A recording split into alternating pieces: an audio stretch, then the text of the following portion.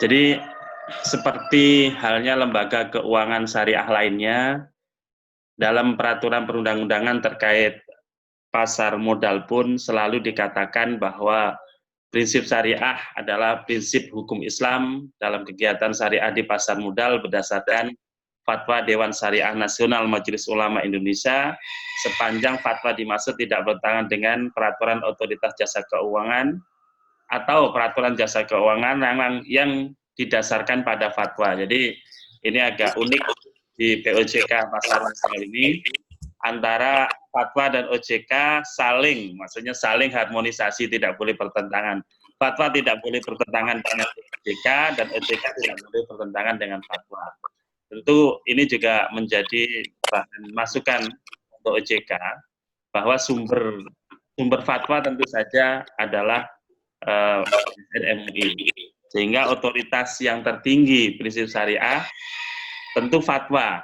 Nah, kalau fatwa bertentangan dengan POJK, tentu fatwa yang harus didahulukan. Ini ada sedikit dispute ya. Kalau definisinya seperti ini, memang akhirnya fatwa harus mengikuti OJK, padahal ada beberapa POJK yang setelah dikaji dari aspek fatwanya, banyak sekali yang tidak sesuai dengan prinsip syariah. Misalnya yang terakhir itu fatwa terkait EBA ya, terkait EBA KIK. Nah, itu ternyata setelah dikaji tidak semua yang ada dalam ketentuan POJK itu bisa diadop, bisa ditakif syar'inya dalam fatwa DSN MUI. Nah, ini tentu saja nanti ketika ada perbaikan peraturan yang terkait POJK, istilah prinsip syariah ini harus ada perbaikan. Ini sebenarnya kalau saya perhatikan upaya negosiasi ya, upaya nyari titik temu, cuman akhirnya justru tidak ada kejelasan gitu. Yang kedua, saat ini fatwa-fatwa yang terkait pasar modal itu sudah ada sekitar 19 buah fatwa ya, sampai 2019 awal. Nah, saat ini sudah bertambah 2, yaitu akad sukuk wakala bil istismar. Nah, jadi sekarang sudah 20 fatwa yang terkait pasar modal. Nah, fatwa-fatwa yang ada ini bisa dibaca 1 sampai 16 fatwa ini, insya Allah ini akan ditambahkan, ini bahan yang lama ini, masih tercatat 16, cuman di slide yang ada ini sudah tercatat 19, ini bahan diskusi terakhir terkait presentasi sukuk berdasarkan akad wakalah bil istismar. Nah, ini sudah dibahas saat pengantar umum pasar modal yang disampaikan Ustadz Irwan, bahwa dalam fatwa DSN MUI, terutama fatwa tentang pasar modal syariah, perdagangan saham, fatwa nomor 80, itu fatwa yang relatif paling komprehensif ya, terkait ketentuan tentang larangan-larangan yang ada pada pasar modal. Dan ini sudah banyak kita bahas, jadi kita skip aja. Kemudian juga unsur-unsur transaksi yang dilarang di pasar modal, ini juga ada di fatwa nomor 80. Nah, ini teman-teman juga sudah sering mendiskusikan di forum ini, dan juga sudah pernah diulas oleh Pak Irwan. Nanti tinggal dilihat saja di fatwanya. Nah, pertama yang ingin saya sampaikan adalah fatwa tentang saham syariah, terutama penekanannya pada akad-akad yang digunakan. Ini ketentuan akad dalam saham syariah. Jadi saham syariah berdasarkan akad musyarakah. Nah, tentu saja musyarakah dalam akad saham ini ketika pembentukan awal. Jadi ketika mendirikan perusahaan, kemudian para pemegang saham menyerahkan modalnya, uangnya untuk bersama-sama mendirikan perusahaan. Nah, ini di awal tentu menggunakan akad musyarakah. Tapi ketika saham ini sudah listed di bursa efek, ketika seseorang mau membeli saham, nah itu bukan musyarakah lagi, tapi yang terjadi adalah akad jual beli. Baru setelah saham itu dibeli, dibeli dan pembeli sudah bergabung sebagai pemilik saham, maka pembeli baru dengan pemilik saham lama bermusyarakah. Nah, ini yang perlu dibedakan. Nah, oleh karena itu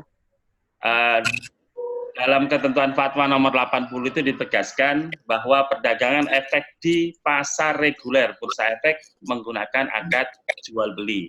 Jadi harus dibedakan antara pasar reguler ya, ketika sudah listed di bursa efek dengan ketika pertama kali dibentuk perusahaan ya.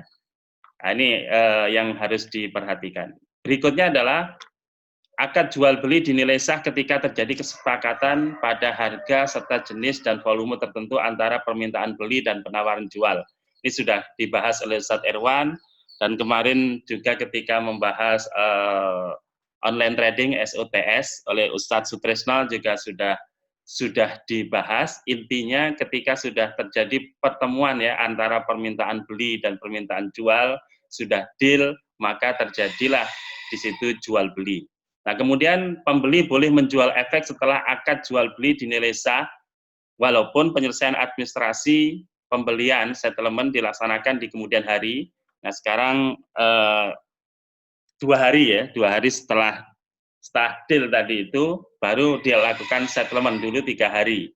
Nah, bagaimana dasar kebolehan melakukan transaksi jual beli sementara secara real saham itu belum dilakukan settlement. Nah, seperti yang sering dibahas dalam forum ini, maka fatwa mengatakan kebolehan itu didasarkan pada prinsip qobad hukmi. Ini qobad hukmi. Jadi penguasaan secara hukum, bukan penguasaan secara hakiki barangnya. Jadi qobad hukmi ini sebagai ilustrasi, kalau saya membeli motor kepada Pak Asep misalnya, maka ketika motor itu diserahkan ke saya dan uang saya serahkan ke Pak Asep, maka itu qobad hakiki. Motornya betul-betul saya kuasai objek motor itu.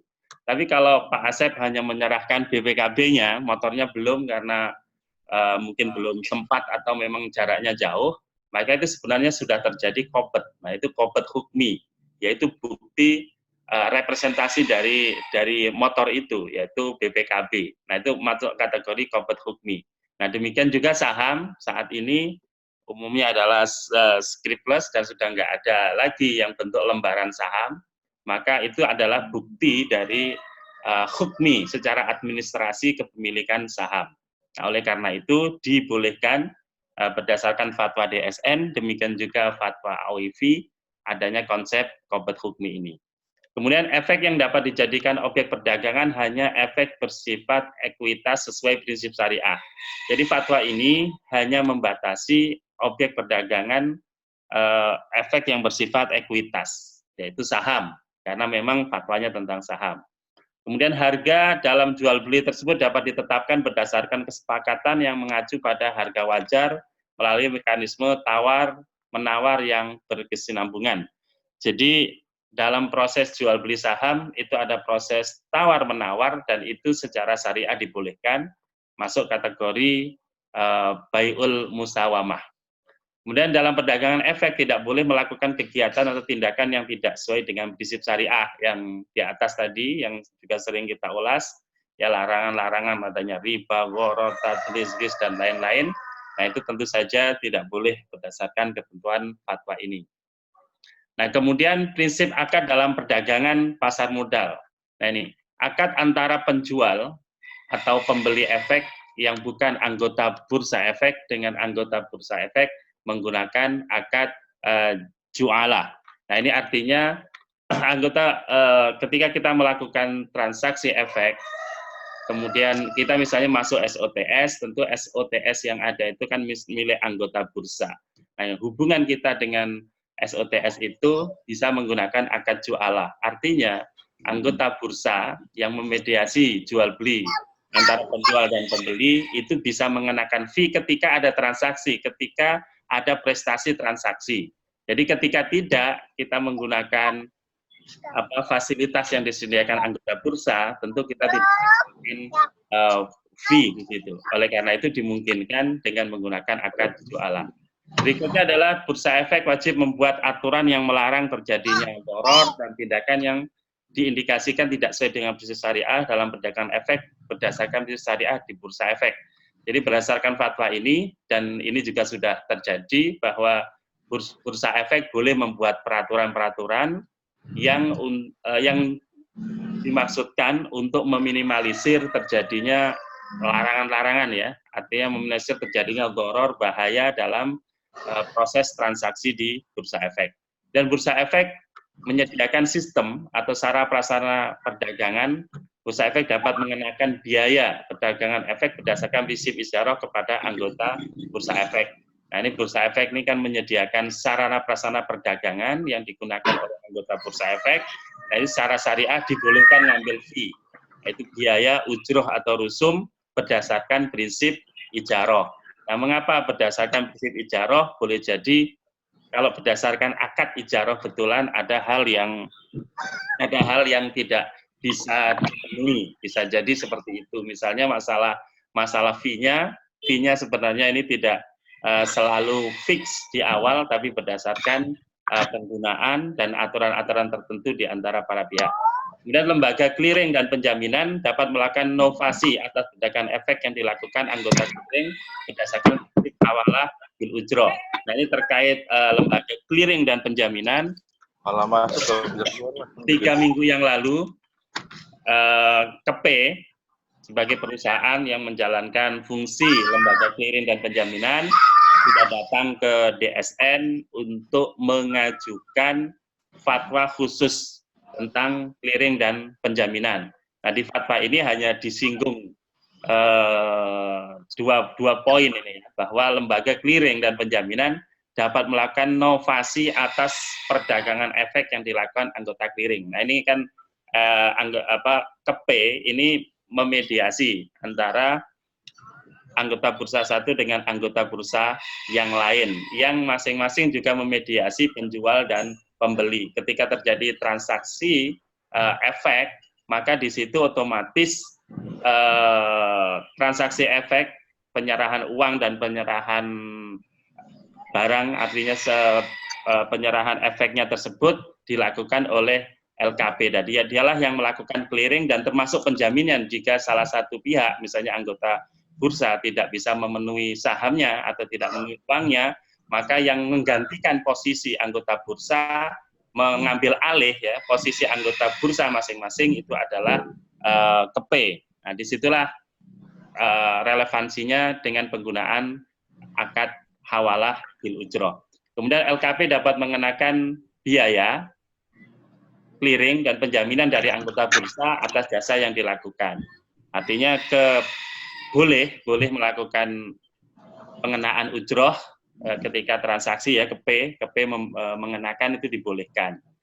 Dan ini sekali lagi pengaturan terkait KP baru 2 poin ini, dan setelah dilakukan kajian awal sebenarnya banyak sekali isu-isu kesyariahan dalam proses bisnis KP ini yang perlu mendapatkan. Kemudian penyimpanan dan penyelesaian atas perdagangan efek dilakukan melalui lembaga penyimpanan dan penyelesaian. Nah, ini KSE ya. Jadi KSE sebagai lembaga yang berfungsi melakukan penyimpanan dan penyelesaian atas perdagangan efek, ini sudah keluar fatwa tentang KSE. Nanti insya Allah kita akan undang, mudah-mudahan 2-3 minggu ke depan kita akan undang khusus KSE untuk mempresentasikan proses bisnisnya dan fatwa terbaru terkait KSE. Kemudian LPP, lembaga penyimpanan dan penyelesaian tadi, dapat mengenakan biaya penyimpanan dan penyelesaian dari anggota bursa efek selaku perusahaan efek. Selanjutnya terkait fatwa terkait obligasi, sukuk, dan SBSN. Jadi di dalam fatwa DSN ini ada 2 kelompok ya, kelompok fatwa. Ada kelompok fatwa dulu menggunakan istilah obligasi syariah. Nah, saat ini berdasarkan peraturan perundang-undangan, istilah obligasi syariah sudah tidak digunakan lagi. Yang digunakan adalah istilah sukuk. Sehingga fatwa yang terakhir yang terkait obligasi syariah bukan obligasi negara SPSN itu sudah menggunakan istilah akad sukuk wakalah bil istismar. Nah, sehingga boleh jadi nantinya fatwa-fatwa yang terdahulu yang menggunakan istilah obligasi syariah akan dilakukan revisi. Nah, mudah-mudahan bidang pasar modal di DSN segera menyesuaikan ya istilah tersebut dan menyesuaikan juga beberapa prinsip yang terjadi dinamika ya dalam fatwa DSN MUI.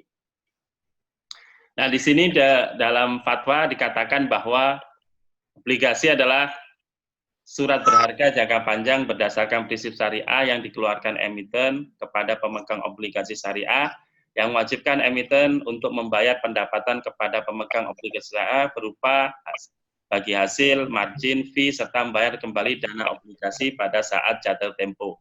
Ini definisi yang lama ya. Nah, definisi yang baru nanti ada di sukuk dengan menggunakan akad wakalah bil istismar. Itu definisi yang relatif komprehensif dan sudah didasarkan pada fatwa AOIV yang memang menekankan karakteristik dari sukuk.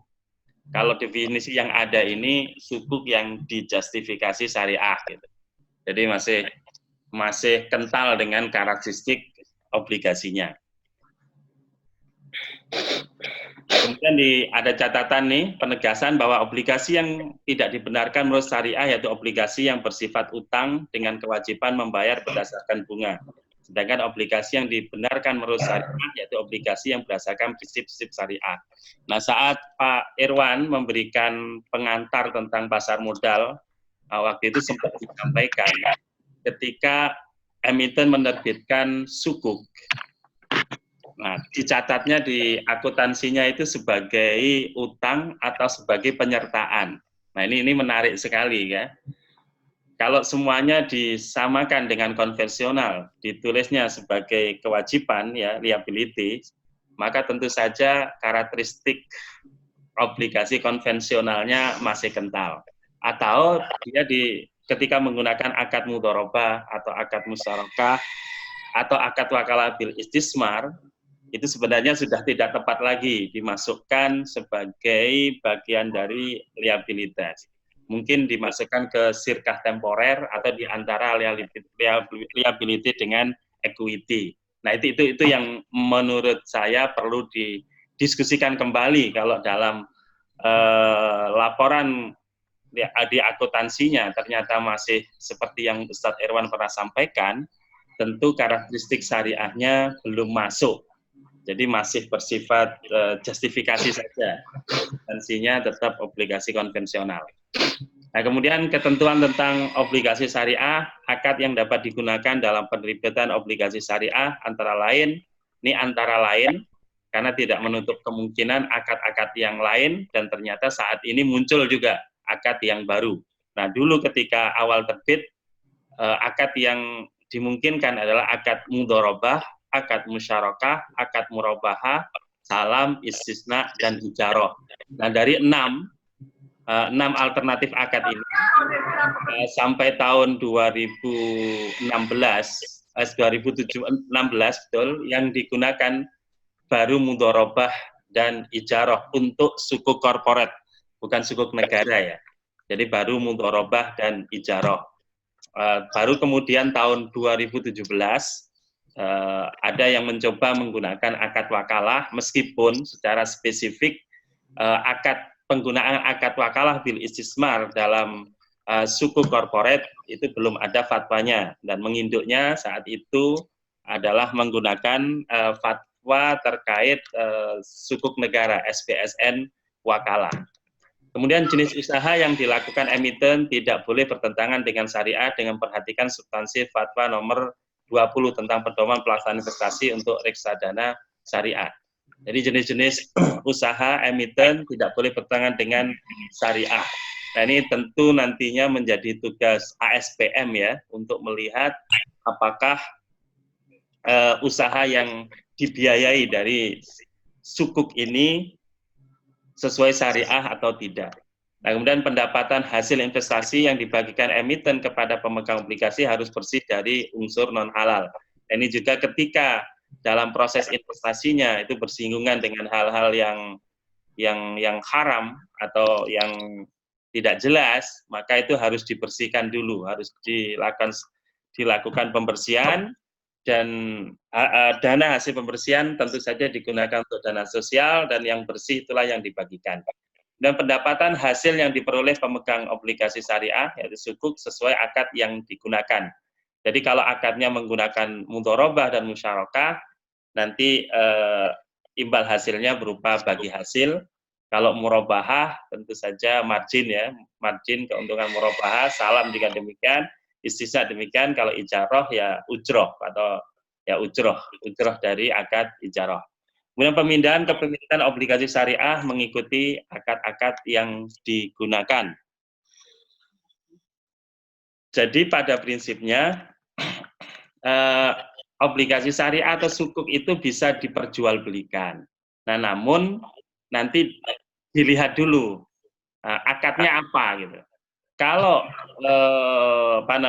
kepemilikan aset oleh investor itu mempresentasikan kepemilikan aset oleh investor itu mempresentasikan utang, misalnya murabahah ya, ijarah termasuk salam, istisna.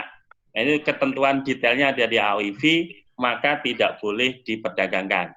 Tapi kalau representasinya adalah aset seperti mudharabah, kemudian wakalah bil istismar, ada kemudian yang di SBSN itu sell and leaseback, kemudian juga ijarah mausufah fidzimmah, dan kepemilikan berupa aset, maka boleh diperdagangkan. Nah, hanya di fatwa DSN ini ketika nanti obligasi syariah atau sukuk korporat yang menggunakan akad ijarah, ini ada perbedaan dengan AOIV. Kalau di AOIV, kalau ijarah dan sudah mempresentasikan sebagai utang, artinya objeknya itu sudah disewakan lagi, sehingga investor itu berkedudukan ya, kepemilikannya adalah kepemilikan piutang terhadap pihak yang ketiga yang menyewa, maka menurut AOIV itu tidak boleh diperdagangkan. Nah, karena ya masuk kategori bai'ud dain. Nah, di DSN MUI dibolehkan atas dasar argumentasi tertentu. Nah, kemudian selanjutnya ketentuan khusus obligasi syariah mudharabah. Ini setelah sebelumnya ini adalah akad payung. Jadi fatwa nomor 32 itu merupakan fatwa payung tentang obligasi syariah atau sukuk. Kemudian lahir juga fatwa nomor 33 itu khusus ya, membahas obligasi mudharabah. Nah, ini ketentuan-ketentuannya. Akad yang digunakan dalam obligasi syariah mudharabah atau sukuk mudharabah adalah akad mudharabah. Nisbah keuntungan dalam obligasi syariah mudharabah ditentukan sesuai kesepakatan sebelum emisi obligasi syariah. Pembagian pendapatan hasil dapat dilakukan secara periodik sesuai kesepakatan. Ketentuan pada saat jatuh tempo diperhitungkan secara keseluruhan. Apabila emiten mudharib lalai melanggar syarat perjanjian melampaui batas, mudharib berkewajiban menjamin pengembalian dana mudharabah, dan shahibul mal dapat meminta mudharib untuk membuat surat pengakuan utang. Nah, ini dalam prakteknya ketika menerbitkan akad mudharabah ya dalam sukuk, nyaris tidak ada yang tidak menjamin. Nah, sebenarnya kalau saat ini dimungkinkan ya menggunakan fatwa 105 tentang tadminul mudharib wasarik wal wakil itu. Nah, itu dimungkinkan untuk melakukan penjaminan. Nah, tapi harus dilakukan secara sukarela. Nah, dalam prakteknya mau sukarela mau tidak ternyata harus dijaminkan. Nah, oleh karena itu bagi ASPM ini harus jeli ketika melakukan penjaminan ini. Maka harus dibuat dokumentasi hukum yang mencerminkan kesukarelaan tadi. Dan juga tidak boleh di awal langsung dibuat surat pengakuan utang gitu. Nah, ini yang terjadi banyak di dokumen-dokumen sukuk mudharabah itu masih menggunakan pengakuan utang tanpa pernyataan jaminan. Nah, ini tentu saja bertentangan dengan prinsip mudharabah. Kemudian apabila emiten mudharib diketahui lalai melanggar syarat perjanjian melampaui batas kepada pihak lain, pemegang obligasi syariah mudharabah dapat menarik dana obligasi syariah mudharabah. Kepemilikan obligasi syariah mudharabah dapat dialihkan kepada pihak lain selama disepakati dalam akad. Berikutnya terkait obligasi syariah ijarah. Jadi tadi saya katakan bahwa di awal-awal itu untuk suku korporat menggunakan dua akad ini, akad mudharabah dan akad ijarah. Jadi akad yang digunakan dalam obligasi ijarah mudharabah adalah akad, maaf, ini salah nih, obligasi ijarah ya, bukan ijarah mudharabah, adalah akad ijarah. Objek ijarah harus berupa manfaat yang dibolehkan.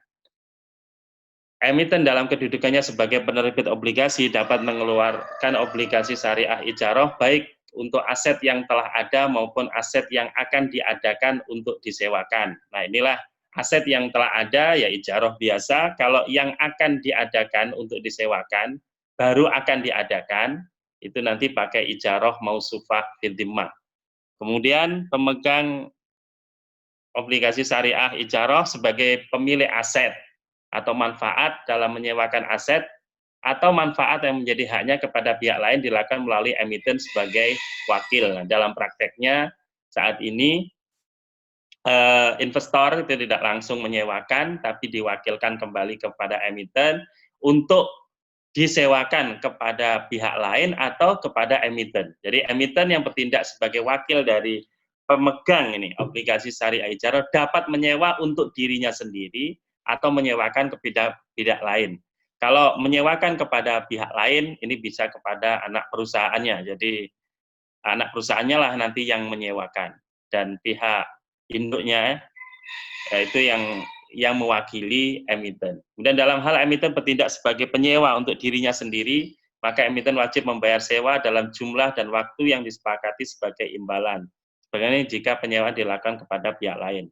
Nah, ini menegaskan kembali bahwa dalam akad ijarah ya obligasi korporat ini dimungkinkan penerbit menyewa kembali. Kemudian kepemilikan obligasi syariah ijarah dapat dialihkan kepada pihak lain. Ini yang saya katakan tadi dalam fatwa DSN, akad ijarah dalam obligasi ijarah ini tradable sifatnya ya, bisa diperjualbelikan. Sementara di AOIP tidak boleh diperjualbelikan. Saya kira itu nanti kita lanjutkan pada kesempatan lain terkait fatwa-fatwa SBSN karena ini butuh waktu khusus ya. Jadi untuk sementara ini saya sampaikan baru pada fatwa terkait saham dan fatwa terkait suku korporat. Nah, selanjutnya silahkan kepada teman-teman yang mau memberikan masukan atau mau mendalami. Nah, selanjutnya kami persilahkan siapa yang akan memulai.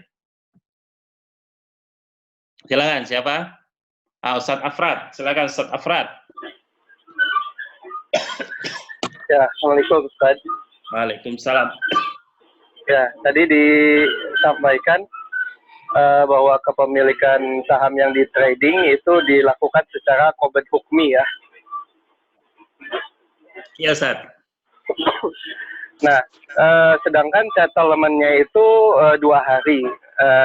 Dengan kata lain, bukti qobad hukminya boleh minta dielaborasi. Ya. Jadi ya. Oke, itu aja. Terima kasih. Terima kasih Ustadz Afrad. Saat diskusi dengan Pak Irwan ya, pertemuan yang pertama bahkan, kedua juga diulangi lagi. Tentu saja secara administrasi ya di Bursa Efek, itu begitu terjadi dan kepemilikan itu sebenarnya sudah pindah gitu.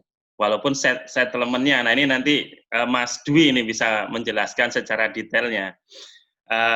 Maksud pernyataan Pak Irwan bahwa sejak awal sebenarnya secara administrasi itu sudah pindah, dan buktinya ketika begitu jam 9 itu transaksi, saya pernah beberapa kali melakukan, begitu jam 9 saya transaksi, jam 2 saya jual kembali itu saham, dan itu bisa.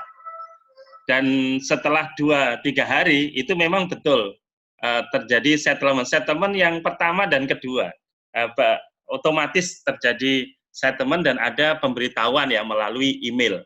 Nah itu secara administrasi. Nah secara sistem boleh jadi Mas Dwi ini ada dari praktisi ya, bisa menjelaskan. Silakan Mas Dwi. Assalamualaikum, Ustaz. Waalaikumsalam, silakan Mas Dwi. Iya. Setahu saya juga sistem di bursa kurang dalam juga masih ini. Tapi dalam praktek itu biasanya kan kita lihat di monitor ya, Ustadz. Jadi di monitor tuh ketika itu ada yang namanya running rate ya.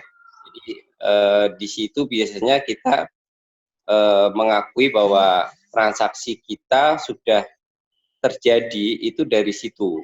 Yang pertama kali saya tahu bahwa oh ini saham sudah menjadi milik saya itu adalah dari running trade. Kemudian di sistem online syariah itu juga bisa dilihat di situ bahwa pemesanan kita telah done atau penjualan kita telah done. Di situ sudah bisa dilihat. Walaupun nanti konfirmasi juga baru dikirim sore harinya. Tapi perbedaan itu ya saya melihatnya dari sistem online trading itu bahwa transaksi kita sudah done. Dan sebenarnya untuk masalah settlement kalau kita transaksi di sistem online syariah itu hanya masalah administratif, Ustadz, karena setahu saya kalau saya tidak punya uang yang cukup untuk membeli saham itu oleh sistem akan ditolak.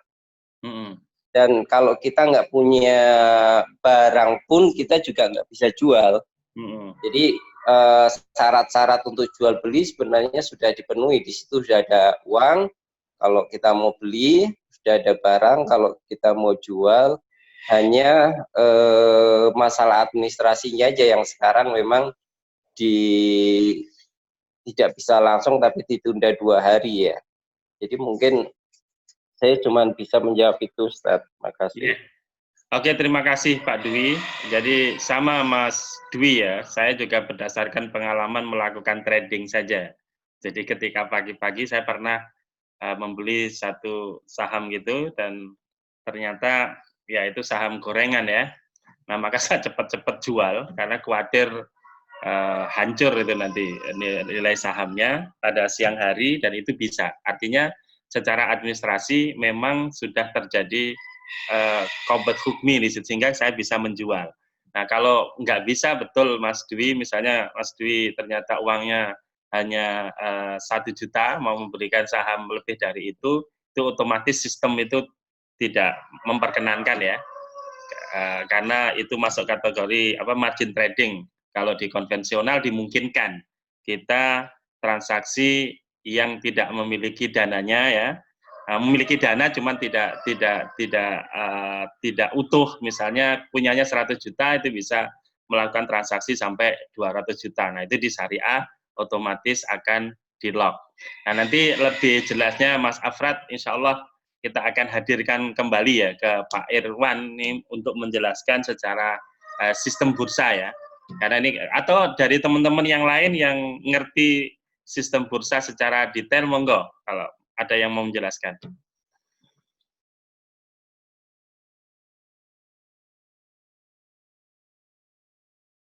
Oke, gitu ya Mas Afrad. Nanti untuk sementara mudah-mudahan nanti ada Pak Irwan sehingga bisa menjelaskan kembali detail persoalan kompet hukmi ini di Bursa Efek. Silahkan yang lain. Syukran, Ustaz. Afwan.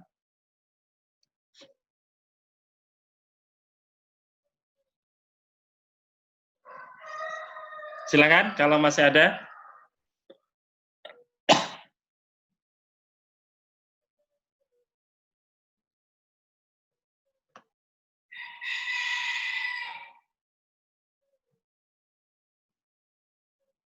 Berarti sudah paham semua ya? Oke, kalau memang sudah paham, akan saya lanjutkan ya beberapa poin, terutama terkait reksadana. Sebelum minggu depan kita ketemu dengan Bu Yus. Nah, ini terkait fatwa ya, fatwa reksadana.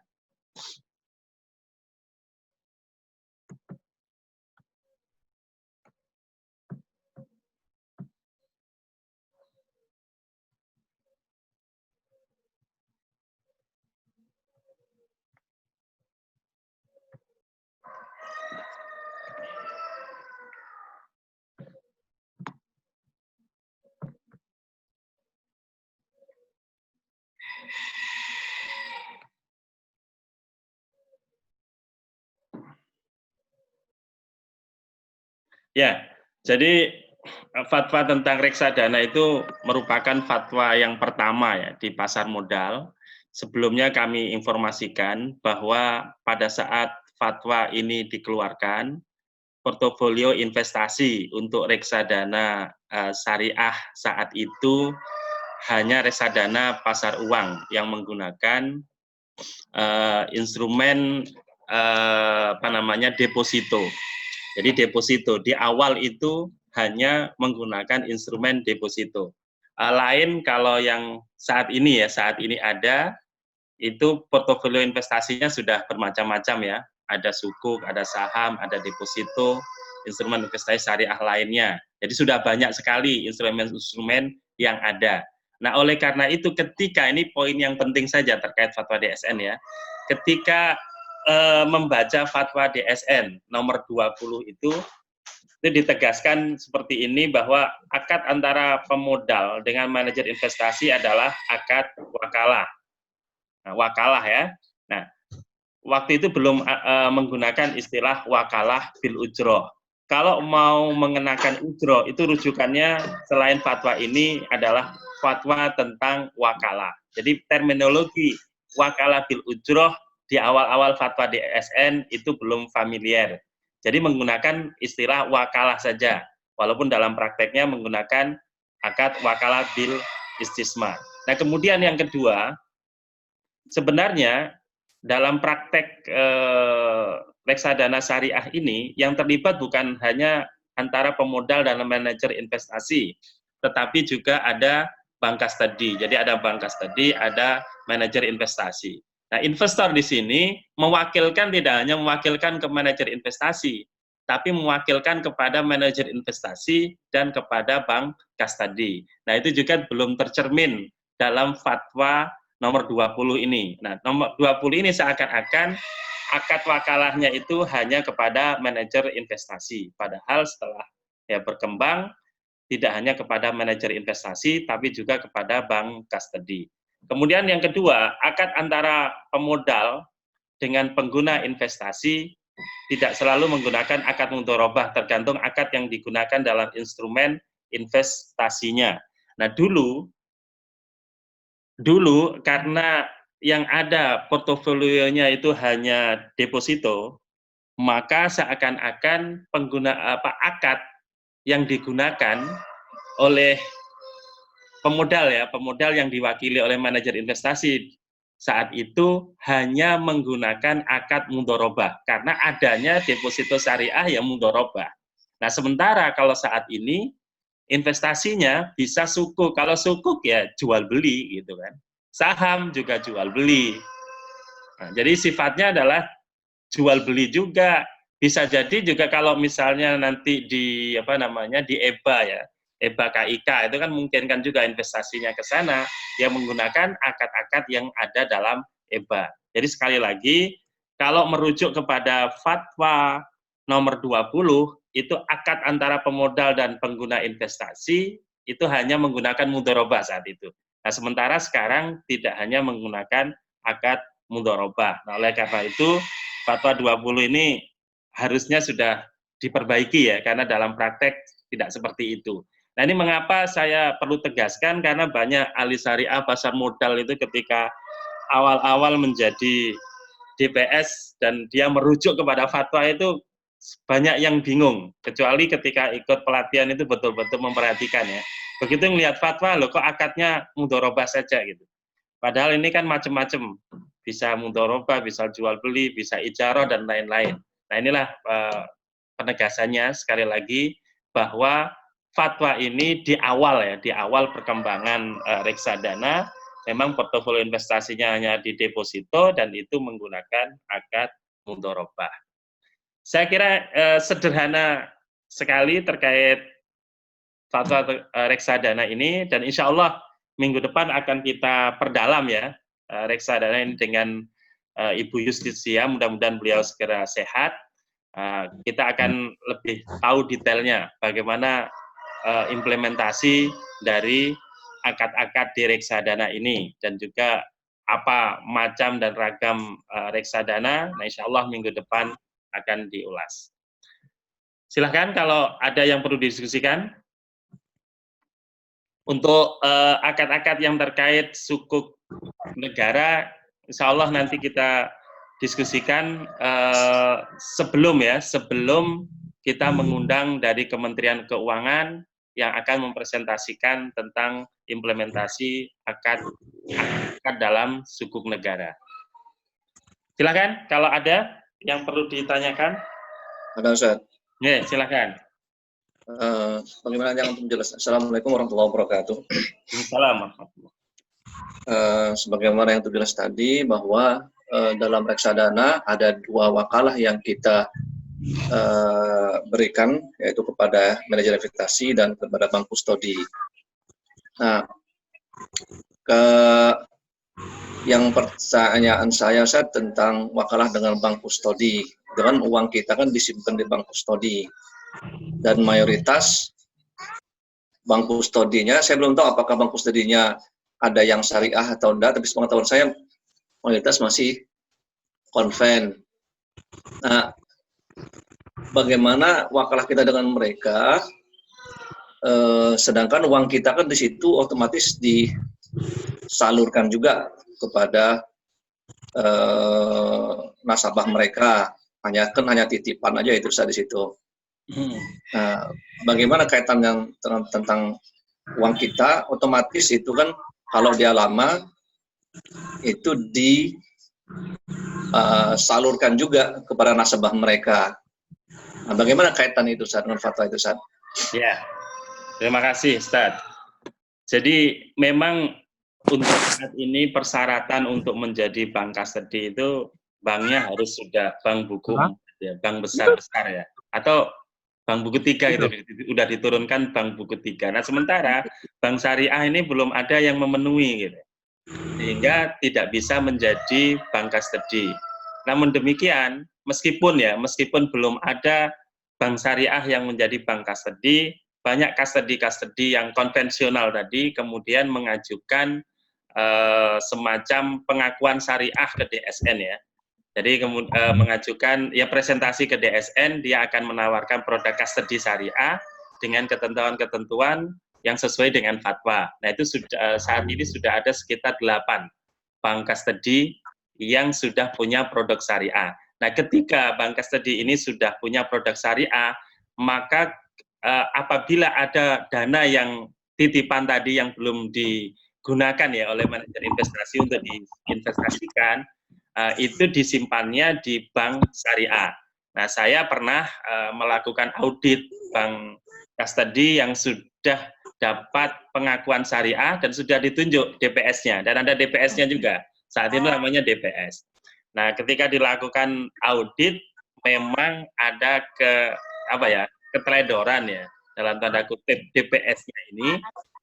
Ternyata dana yang ada itu tidak semuanya ditaruh di bank syariah. Nah, ditaruhnya di bank konvensional. Nah, pertanyaannya adalah kalau ditaruh di bank konvensional, misalnya ditaruh di giro ya konvensional, kemudian mendapatkan imbal hasil bunga, maka imbal hasil bunga itu nggak boleh diakui sebagai pendapatan. Itu harus dikeluarkan menjadi dana non halal. Nah, alhamdulillah setelah itu ya menjadi perhatian jadi perhatian seluruh kastedi-kastedi yang sudah mendapatkan sertifikasi syariah dari DSN MUI, dan juga pernah saya sampaikan dalam forum pertemuan Praistima Sanawi kepada para DPS custody agar memperhatikan aspek ini. Nah, itu Mas Ervani ya. Kemudian ketika seperti saya pengalaman menjadi DPS di Reksadana Syariah, itu juga menjadi concern ya, concern kami. Apakah ada dana yang disimpan di custody yang oleh custody ditaruh di bank konvensional? Nah, itu harus menjadi pertanyaan. Kalau ada, berarti ada imbal hasil bunganya. Nah, itu harus dikeluarkan. Itu konsekuensinya. Nah, mudah-mudahan nih kalau ada nanti bank syariah sudah banyak yang buku 3 atau bahkan buku 4 akan segera bisa terwujud ini custody-nya betul-betul custody syariah. Jadi ini custody konvensional yang punya produk syariah gitu Mas Ervani, yang saat ini tersertifikasi. Walaupun OJK ini masih membolehkan ini masih membolehkan, belum mewajibkan harus custody yang punya produk syariah. Ini berdasarkan temuan saya ya. Jadi yang saya awasi reksadana itu ternyata dia masih menyimpannya di custody yang konvensional. Nah, kemudian penerbitan berikutnya saya minta agar custody-nya custody yang syariah. Nah, itu. Jadi kalau tetap di custody yang konvensional, ya resikonya nanti kalau ada imbal hasil bunganya ya harus dikeluarkan tuh. Sama seperti saat ini uang elektronik kan ya. Jadi uang elektronik ini kan belum ada yang syariah. BSM punya, BRI punya, BNI syariah juga punya, itu sebenarnya hanya co-branding, masih punya konvensionalnya. Maka top up kita, dana yang kita top up di uang elektronik, itu masih disimpan di bank konvensional. Nah, sementara harapan fatwa DSN tentang uang elektronik, dana top up-nya itu harus ditaruh di bank syariah. Sehingga kalau ada imbal hasil giro uang yang mengendap itu menjadi uang halal, begitu loh. Nah, tapi karena belum ada yang syariah, ya apa boleh buat ya. Saat ini yang sudah mengajukan ya mau syariah, sudah ada PayTrend, cuman belum begitu berkembang. Dan ini link aja baru mengajukan sekitar 2 minggu yang lalu. Presentasi di DSN, mudah-mudahan nanti segera terwujud ya. Polanya seperti ini. Kalau masih di konven, ya nggak boleh diakui sebagai pendapatan. Konsekuensinya seperti itu. Gitu Mas Ervani ya. Izin menambahkan Ustaz. Ya silakan Bu Febi. Ya, izin menambahkan untuk masalah bank custody Ustaz, memang kendalanya adalah kita satu yang pasti belum punya bank syariah yang menjadi bank custody. Tetapi menyambung seperti apa yang Ustaz sampaikan bahwa ada sekitar 8 atau 10 mungkin Ustaz ya sekarang ada bank custody yang konven yang sudah mempunyai DPS, dia sudah punya SOP yang bisa mengakomodasi prinsip-prinsip syariah, yang mana dana yang dari aset manajemen itu kemudian semua bukan dana saya, dana dan barang maksudnya di situ kan disimpan di bank custody, itu kemudian barang itu dalam arti sukuknya semuanya sahamnya disimpan di sana juga bisa mengikuti prinsip-prinsip syariah. Nah, memang akhirnya memang menjadi tanggung jawab, bukan tanggung jawab ya, menjadi concern DPS yang berada di aset manajemen untuk memastikan hal tersebut. Dan biasanya sekarang ada beberapa institusi klien gitu Ustaz ya yang kemudian membuat bersama reksadana misalnya sebagai main investornya itu memang meminta hal tersebut bahwa bank custody-nya harus bank custody yang sudah mempunyai SOP untuk syariah.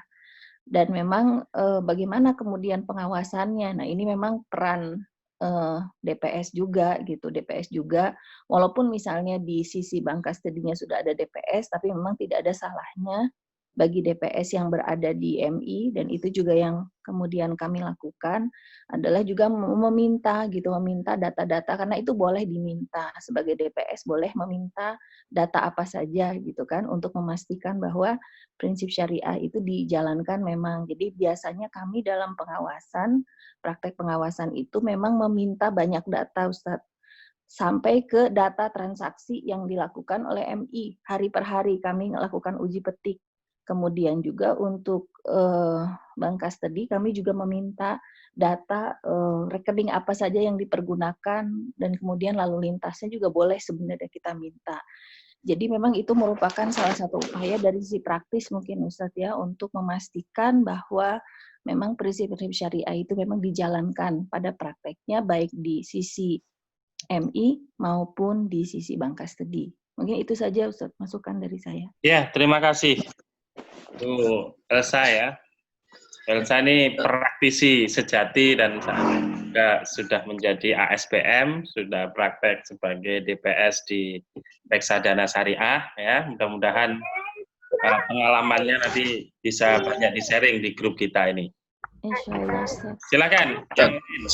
Ustaz, apakah prakteknya itu dana yang reksadana syariah kita yang ada di bank kustodi Confed itu real ketika dicek ada bunga itu dikeluarkan menjadi dana non halal? Apakah bank kustodi yang Confed itu mau saat itu mengeluarkan dana non halal itu saat?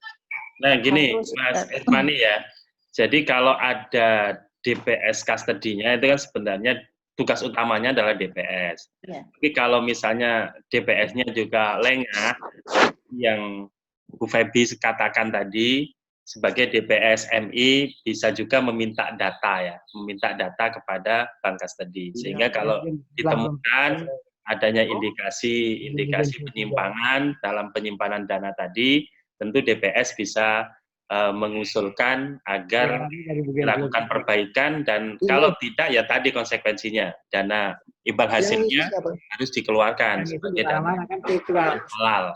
Tadi Mas Irfani ya, jadi memang ini berdasarkan realitas di pasar ini masih ada nih bank custody yang belum sesuai syariah ya, belum mengajukan sertifikasi KPSN yang tetap begitu loh digunakan oleh MI gitu. Nah ini yang harus jadi perhatian ekstra DPS-nya. Kalau tidak DPS MI maksudnya ya, karena bank custody-nya tentu nggak punya DPS yang belum punya izin. Ini yang jadi persoalan nih Mas Irfani, POJK terkait pasar modal itu belum mewajibkan gitu. Belum ada kewajiban. Custody-nya ini custody yang syariah. Jadi ini hanya moral cost dari DPS-nya saja. Nah, saya sudah beberapa kali diskusi di OJK juga menyampaikan agar hari ini menjadi concern. Bahkan kalau perlu edaran, tapi sampai sekarang memang perlu edaran sehingga secara legal formal memang masih dibolehkan. Nah, kitanya aja yang agak rewel kadang sebagai DPS gitu. Agar dicari custody yang minimal sudah tersertifikasi DSN meskipun banknya belum yang syariah atau yang Bu Febi tadi katakan SOP-nya sudah sesuai dengan syariah dan punya DPS. Ini siapa? Gitu. Orang DPS juga. Izin Ustaz. Silakan Bu Febi. Ya. Jadi memang di lapangan itu memang banyak kendala-kendala yang kami hadapi sebagai DPS karena betul menyambung seperti yang Pak Kiai sampaikan bahwa memang POJK itu memang belum mewajibkan. Nah, sehingga akhirnya memang sebagai DPS ini harus punya terobosan-terobosan juga, terobosan dalam arti yang tidak melanggar aturan, dalam arti begini, kalau kita misalnya sudah tahu di sisi sebelah sana itu sebenarnya bank custody-nya itu sudah punya DPS, sudah punya apa, nah disitulah mungkin peranannya silaturahmi Ustadz gitu, misalnya di CMB ada Ustadz Sandrenggo gitu kan, ya sudah kita silaturahmi dengan Ustadz bahwa Ustadz kita punya produk nih, kayaknya custody-nya kita bareng gitu kan, custody-nya kami di sana, mohon nanti kerjasamanya untuk hal-hal ini, jadi memang harus ada hal-hal seperti itu. Memang sangat memudahkan kalau memang si custody-nya itu sudah punya DPS. Artinya kita tahu ada siapa gitu di sana, Ustaz. Memang tantangannya adalah kalau belum. Nah, cuma sekarang ini trennya adalah kalau misalnya kita lagi inisiasi produk baru. Biasanya kalau inisiasi produk baru itu kan ada main investornya. Biasanya kalau reksadana itu artinya ada yang kemudian bisa menjadi investor, salah satu investor yang mau menginvest agak besar gitu ya Ustaz ya, walaupun kan reksadana itu terbuka. Nah biasanya si main investor ini yang kemudian mendrive apa sih keinginan dia. Nah, mereka ini sudah teredukasi juga, terutama untuk lembaga-lembaga punten mungkin seperti BPKH. Nah, itu mereka sudah punya internal, mereka sudah punya standar bahwa kalau nanti mereka invest di salah satu reksadana itu bank custody-nya harus yang sudah punya DPS, sudah punya SOP syariah. Nah, jadi mungkin di dalam praktek walaupun dari POJK-nya belum mewajibkan, tapi masing-masing pihak yang terlibat dalam reksadana tersebut sudah punya regulasi sendiri yang kadang-kadang mungkin lebih ketat daripada apa yang sudah diberikan oleh OJK begitu. Jadi kita sih berharap kan OJK tuh kadang membuat aturan sesuai apa praktek yang terjadi di pasar. Nah, kalau sudah seperti ini mungkin nanti ke depannya sudah akan keluar juga POJK yang mewajibkan. Memang sekarang belum bisa karena kan baru 8 Ustaz. Yang baru 8 sampai 10. Kalau dalam praktek pasar itu mungkin agak restriktif gitu Ustaz ya, agak belum bisa dianggap sebagai hal yang harus bisa diwajibkan karena dari sekian banyak bank custody baru 8 sampai 10 yang punya DPS dan punya SOP syariah. Mungkin itu pertimbangan OJK belum mewajibkan, tapi ya kita mendorong praktek sebagai DPS bisa mendorong praktek di pasar. Dalam arti mengatakan bahwa kepada MI untuk mendorong supaya kalau ada reksadana syariah itu harus bank custody-nya. Jadi mendorongnya dari sisi MI, Ustaz. Mendorongnya dari sisi MI bisa didorong supaya MI bisa bilang ke klien gitu bahwa kalau reksadana syariah tolong bank custody-nya juga yang sudah punya DPS karena ini memudahkan banyak praktek, banyak sisi administrasi dan lain-lain. Dan jadi kita sebagai DPS juga bisa mendorong praktek di pasar supaya nanti praktek itu menjadi hal yang lebih umum dan bisa ditangkap oleh OJK, nanti OJK bisa membuat aturan yang mewajibkan. Jadi biasanya seperti itu, bisa dari sisi seperti itu juga. Jadi sebagai DPS ada peran strategisnya juga gitu. Ya. Begitu. Oke, makasih Bu Febi. Memang betul itu peran main investor itu. Itu kalau main investornya benar Bu ya. Artinya BPKH yang tahu syariah, dan mudah-mudahan BPKH ini konsisten dengan syariah juga gitu ya. Kalau main investornya ini bukan BPKH, anak perusahaan konven yang punya bank custody itu juga memaksa agar bank custody-nya yang dipakai. Nah di sini saya sepakat dengan Bu Febi tadi, DPS memang sangat berperan ya, termasuk mempressure tadi. Kalau enggak ya enggak gitu. Nah, itu harus dilakukan. Karena kalau enggak seperti itu enggak mau berubah, pengennya nyari yang mudah-mudah saja ini para pelaku pasar nih. Gimana Pak Dwi pengalamannya selama ini Pak Dwi sebagai praktisi? Ya memang dulu waktu saya di praktisi itu ada yang rekeningnya cuma satu, Ustaz. Jadi rekening penampungan sama rekening penyimpanan itu jadi satu. Semuanya masih konvensional gitu loh. Tapi ya kembali lagi nih teman-teman BPS tuh kadang lalai juga ya yang saya ini ketika saya jadi praktisi, ketika saya jadi itu ya akhirnya kita yang membantu untuk memberitahu bahwa ini loh masih di konvensional, jadi kita malah mengusulkan supaya itu dikeluarkan dari perhitungan NAV gitu. Nah kalau yang sekarang dari sisi sebagai DPS saya lihat sekarang rekening penampungan yang itu di bank konvensional biasanya sore hari sudah kosong, sudah dialihkan ke yang bank syariah. Jadi memang karena custody-nya belum syariah, memang rekening penampungannya di konvensional, tapi pada hari yang sama biasanya sudah kosong. Cuman yang satu yang mengganggu saya itu adalah di situ sebenarnya masalahnya cuman COA ya, chart of account gitu, tapi kalau kita baca neraca NAV-nya itu nggak enak gitu, karena di situ masih ada pendapatan jasa giro, yang pendapatan bunga, itu yang nggak enak. Menurut saya sih cuma masalah COA saja itu, mestinya kalau ditambahi 1 atau 2 COA sebagai pengganti itu semestinya udah beres. Tapi jawaban mereka, saya pernah minta MI untuk silaturahmi dengan kustodian, ya jawabannya itu sudah sistem dari atas, nggak bisa nambah segala macam, ya klasik lah jawaban mereka itu, yang ya kita tahu bahwa itu memang bukan bunga gitu, cuman baca neracanya jadi nggak enak. Mungkin itu, Ustaz. Ya, makasih Pak Dwi. Memang itu selalu menjadi alasan ya teman-teman di custody. Alasannya ya substansinya nggak apa-apa Pak, ya cuman mengganggu tadi, betul, apalagi kalau udah di print Pak Dwi ya. Iya. Kita bertanya pendapatan bunga, enggak Pak, ini di bank syariah ya, itu tolong diganti. Saya selalu gitu, tahun depan masih ngulang lagi. Nah ini memang kadang DPS-nya harus bawel ya.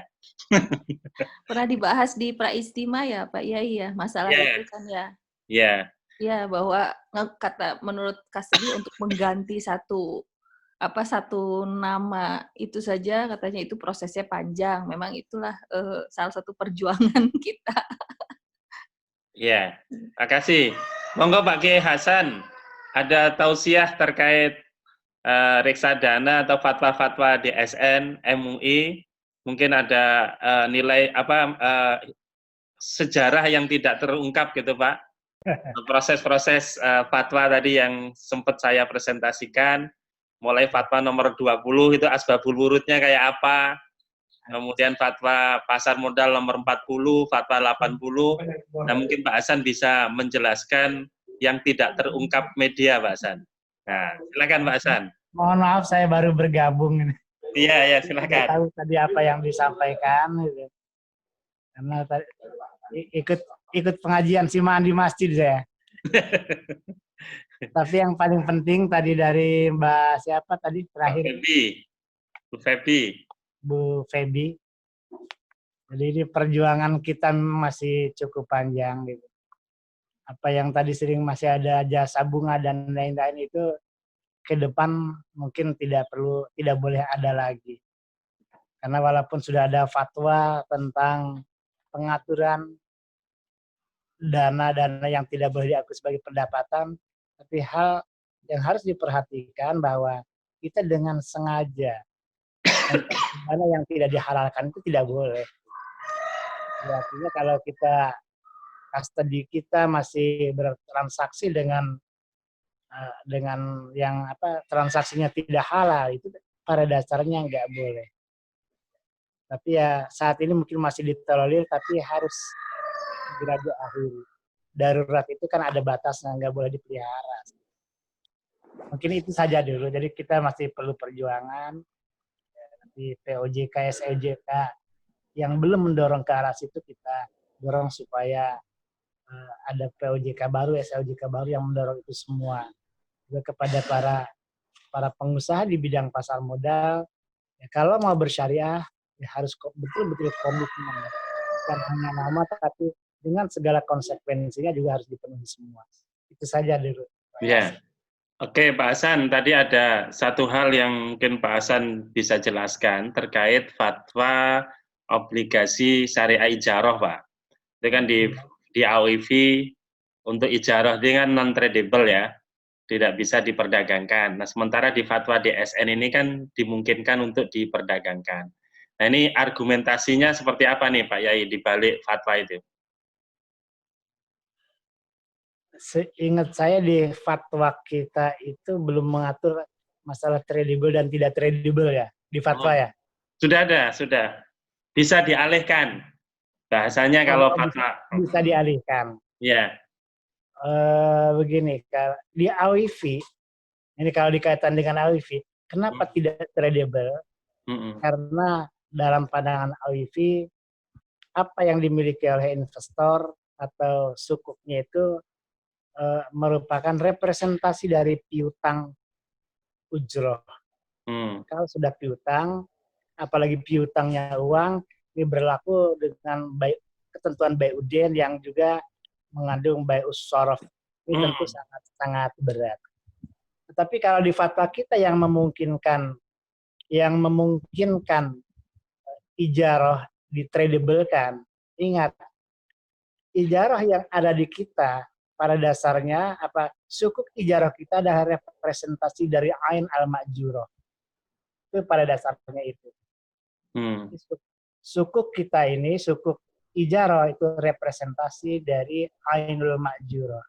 Sehingga kalau dikatakan boleh tradable, maka yang ditradablekan adalah qisṭah syai'ah min ainin ma'jurah.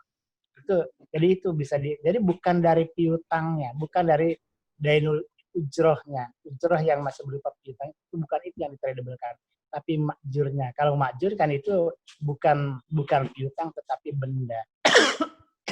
Mungkin penjelasan sementaranya seperti itu. Oke. Oleh karena itu mungkin kalau kita jadi tas, itu harus bisa pastikan dulu ini sukuk ini menjadi underlying dari ainul ma'jurah atau dari ujrohnya. Itu harus diperhatikan betul. Mungkin di akadnya juga harus lebih jelas lagi. Selama ini kan kadang-kadang kita juga tidak terlalu memperhatikan masalah ini.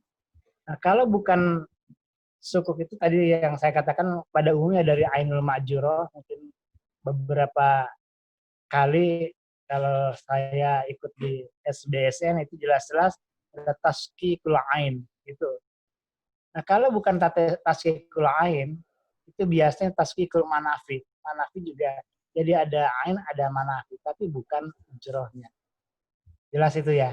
Jadi jangan sampai di perjanjian perwali amanatan atau dalam perjanjian sukuknya itu jangan sampai sukuk itu menjadi representasi dari ujrohnya, tetapi harus dari ma'jur baik dari ainnya maupun dari manafi'nya. Nah, kalau manafi itu kan boleh dialihkan.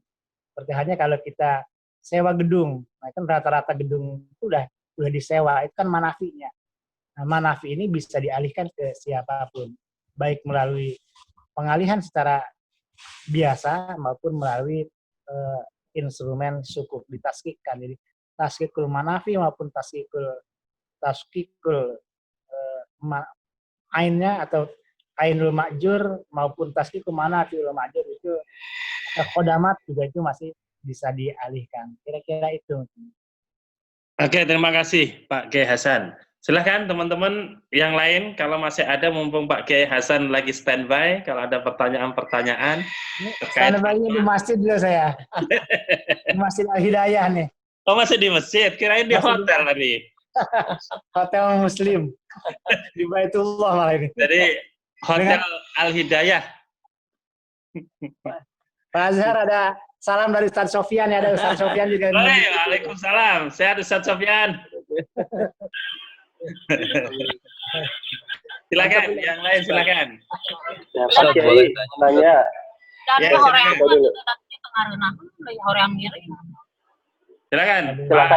Mas Zul, silakan. Ya, Mas Zul aja, silakan. Ya, assalamualaikum Ustaz. Salam. Apa nih, saya lagi di kebetulan lagi menjemput mertua pulang haji. Oke. Ya, ini Ustaz, saya mau tanya terkait dengan tadi yang memang judul dalam fatwanya kan masih obligasi ya Ustaz ya. Tapi kita artikan itu sukuk lah. Itu tadi ada dengan akad murabahah penerbitannya Ustaz. Nah, itu ketika diperjualbelikan itu bisa atau tidak ya. Tadi yang sekilas saya memang tadi kebetulan agak riweh. Yang saya dengar itu tidak bisa diperjualbelikan kalau yang diterbitkan berdasarkan dengan akad murabahah. Nah, atau memang bisa diperjualbelikan tadi, tapi underlying-nya ya barang tadi, bukan utangnya gitu Ustaz. Mohon penjelasannya Ustaz. Oke, terima kasih. Jadi di fatwa tadi yang saya bacakan itu Mas Zul, beberapa alternatif fatwa. Cuman untuk sukuk murabahah di Indonesia belum pernah dilakukan ya Pak Hasan ya. Dan memang kalau di AOIP itu dinyatakan, kalau kepemilikannya masih representasi ain yang Pak Hasan tadi jelaskan, itu boleh dijual belikan. Tapi kalau sudah dialihkan murabahahnya kepada pihak lain dan representasinya adalah dain, piutang, itu tidak bisa diperdagangkan. Itu Pak Hasan ya? Iya, iya. Ya. Mungkin Itu ada maksudnya. Gimana Pak mungkin Hasan? ada baiknya ya Pak Azhar. Ya. Ke depan ini perlu ada pemberitahuan juga kepada para pemegang sukuk bahwa sukuknya itu representasi apa. Itu mungkin perlu. Karena boleh jadi di awal itu masih representasi dari ain atau manfaat, tetapi bisa saja nanti berubah dalam perjalanannya menjadi representasi dari ujroh, dari dain dan seterusnya. Ini mungkin harus kita perhatikan juga masalah-masalah seperti ini. Yeah. Tadi misalnya murabahah itu kan kalau masih representasi dari barang kan itu masih boleh dialihkan kan. Jadi kalau dalam misalnya kalau di AWIFI kan dimungkinkan untuk sukuk murabahah itu menghimpun dananya dibelikan barang. Nah, sehingga dalam tahap ini sukuk masih representasi dari barang. Jadi selama barang belum dijual, maka sukuk masih representasi dari barang, sehingga boleh diperjualbelikan.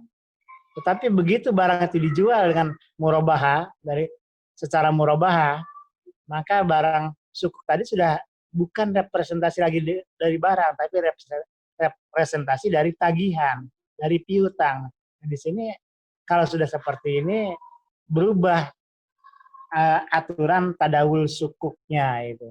Yang tadinya dari tadawul atau jual beli barang berubah menjadi jual beli piutang. Ini perubahan-perubahan seperti ini kalau memang nanti ada di sukuk kita itu perlu disampaikan ke investor itu. Ya, termasuk ini Pak Hasan, ketika menerbitkan dengan akad mudharabah, begitu di awal dana investor ini diserahkan kepada emiten dan belum disalurkan untuk investasi ya, untuk disalurkan untuk perdagangan. Ini kan masih representasi uang juga Pak Hasan ya? Betul. Karena itu mungkin nanti kalau kita jadi tas juga harus memberitahukan dana ini harus sesegera mungkin. Kapan dana ini atau prosit ini digunakan sebagai kegiatan usaha. Nah, itu harus ada pemberitahuan. Sehingga kita juga ke investor nanti. Kalau sudah ada dari si emiten sudah ada informasi bahwa dana digunakan baru sebulan yang akan datang, maka kita informasikan juga bahwa sukuk ini baru bisa ditradablekan setelah 1 bulan. Sebelum 1 bulan ya tidak diperkenankan kan. Nah, itu harus ada ke depan aturan-aturan semacam ini mungkin perlu juga dituangkan di POJK supaya mengikat kepada semua pihak gitu. Jadi rambu-rambunya perlu ada itu. Iya. Itu Pak Hasan mungkin itu. Oke Pak Hasan, terima kasih